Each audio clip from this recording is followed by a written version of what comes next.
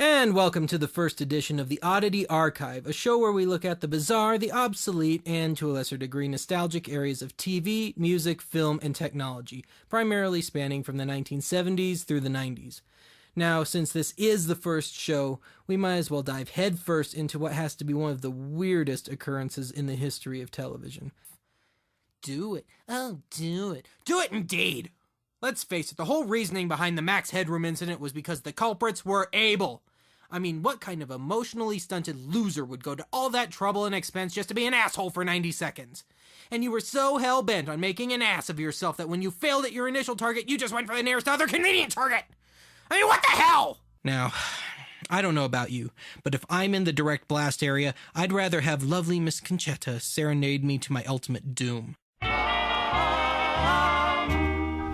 Sorry now. Now, having said that, if I'm in a surrounding area, I'll take some Johnny Cash. I fell into a ring of fire. I fell into a burning ring of fire. I went down, down, down, and the flames went higher. And it burns, burns, burns. The ring of fire, the ring of fire.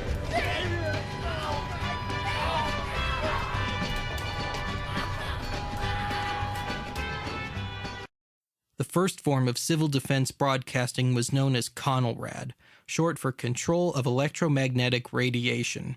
Such a happy thought. DirecTV customers were treated to the soothing sounds of Lady Gaga's Paparazzi in place of the alert message. I'm a streaker. I'm 300 pounds, painted blue, and apart from the cleats, I'm completely naked.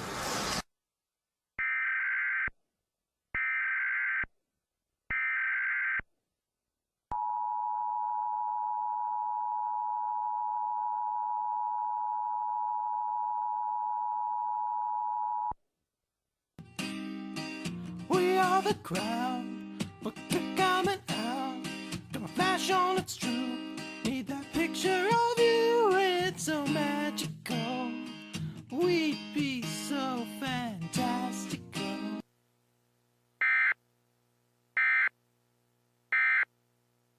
Well, that would make me sit up and take notice. 99% of late-period baby boomers, Gen Xers, and pre-1990 Gen Yers would agree that the weekly EBS tests helped traumatize them for life. Usually during Saturday morning cartoons or during the commercial break of a favorite family sitcom, we would have this thrown in our faces. And if it were a CBS affiliate, invariably you'd get the CBS eyeball of death staring you down to boot. Or if it was a station that was slightly behind the times, you'd be greeted with the long outdated CONELRAD CD graphic. And for the coup de grace, if you lived in southern Minnesota, you hit the frickin' jackpot. You got both the CD logo and the CBS Evil Eye. CBS. Instituted in 1997, the EAS introduced us to the now ubiquitous stew of duck calls. You know. And don't you just love the weather warnings? It's all very well, Mr. Holmes, but we're waiting. Yes. Well, Colonel, in the first place, it will come as a shock to you to learn that... Oh, bite me. What now? Will you get on with it? Son of a bitch. The National Weather Service in Denver has issued a severe thunderstorm warning for Lincoln County and Cheyenne County in eastern Colorado. That's over 100 miles away from here, and nobody lives there! At 7:40 p.m. Mountain Daylight Time, National Weather Service Doppler radar detected a severe thunderstorm capable of producing marble-sized hail and damaging winds in excess of 45 miles per hour. This storm was detected 25 miles east of Lyman, moving east at 30 miles per hour. So it's moving away from here. Well, that's just brilliant. Continuous cloud-to-ground lightning is occurring with this storm. Lightning is one of nature's #1 killers. You don't say. Take shelter immediately. If no shelter is available, lie flat in a culvert or ditch. But you said hail, flooding, lie face down in a ditch, in a flood? What, so you can drown while you're beaten to death? He revolutionized the entire music. Well, that does it for today. This has been a test of the emergency broadcast service. If this had been an actual emergency, you would have been informed to bend over and kiss your ass goodbye, but not before being given the runaround as to where to find information actually pertinent to your area. The Broadcasters of America, in less than voluntary cooperation with the FCC and other authorities, have developed this system to make grown men curl up fetal style in the corner while sucking their thumbs and weeping like a little girl. This is a self-serving station. And now the Oddity Archive proudly presents a special presentation. Our production of The Scarlet Letter, the Musical, a cappella. Hester Prynne, you have been found guilty of adultery. Adultery. Now you must wear. Wear the A, wear the A, wear it every single day in the park, in the town.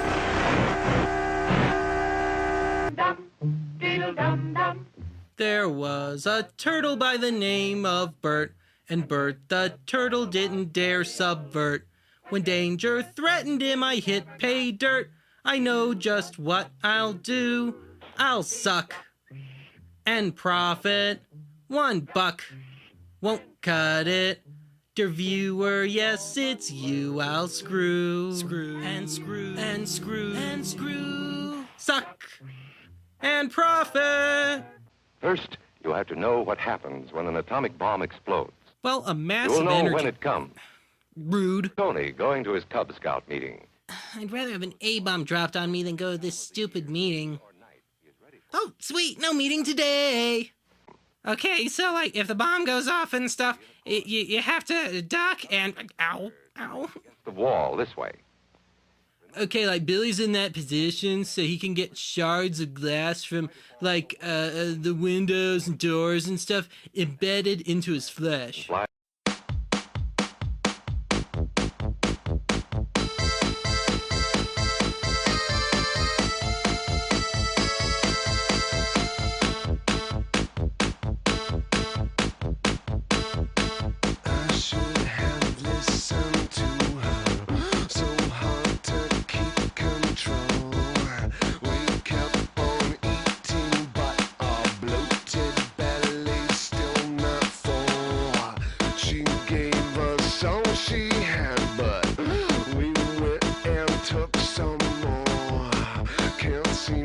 Shut her legs, Mother Naturism. Watch your mouth.